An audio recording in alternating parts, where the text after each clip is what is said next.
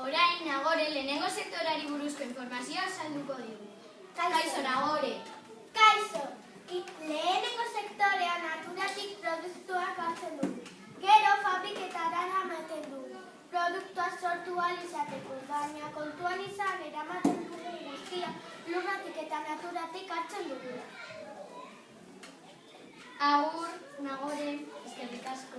Orain Nikolas gure laguna erlantzaren informazioa azalduko digu. Kaixo, Nikolas. Kaixo, ni errantxak lan egiten dut, eta bai, erleik intxentu esain politak dira. Ere, pista bat agresiboak dira. Erleek zulo txiki-txikitik sartu ahal dira, eta badakizuen irudan beldur asko daukadala. Ba, zer gaitia azalduko dut. Abizkoak hasieratik agertzen direlako eta erreak jaten dituztelako. Eskerrik asko, Nikolas, agur. Agur. Orain, pausa txiki bat egingo dugu.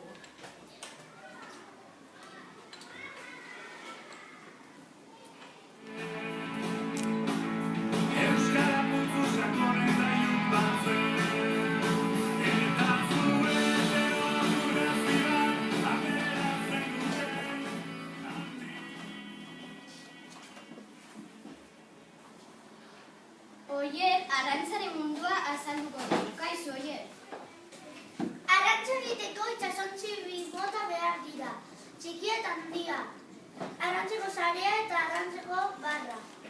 Arrantzeko barrarekin arrainak hartu behar dira baten bat. Baina, arrantzeko sarearekin askoz gehiago. Eskerrik asko. Orain ondo pasatzeko bitxikeriak datozte. Barrutzi zuria, kanboti berdea, zer otera. Meloia, badakizue fruta vitamina asko dituela? Bai, eta egunero jan beharko genuke? Bai, egunero jan beharko genuke.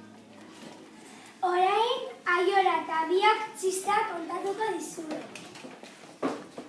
Zer esaten dio esna kafean? Beltz-beltza jartzen ari nauzu. Ni taitira joan nahi dut oporretan, eta zenbat balio du hori?